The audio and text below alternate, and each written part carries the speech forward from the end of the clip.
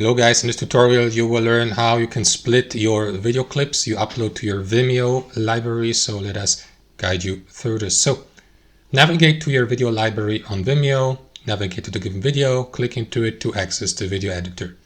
What you want to do from here, guys, is navigate to the editing panel on the left hand side with these scissors here and click into video editor.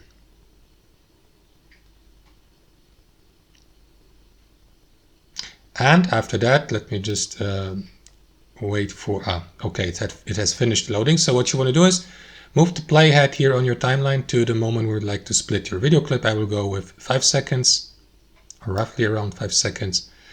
And then, guys, what you want to do is right click, click into that button here, split, or use the shortcut S, and that is going to divide, as you can see, your video so that you may move both parts along your timeline. And that's how it works, guys. Thanks for watching, and I'll see you next time.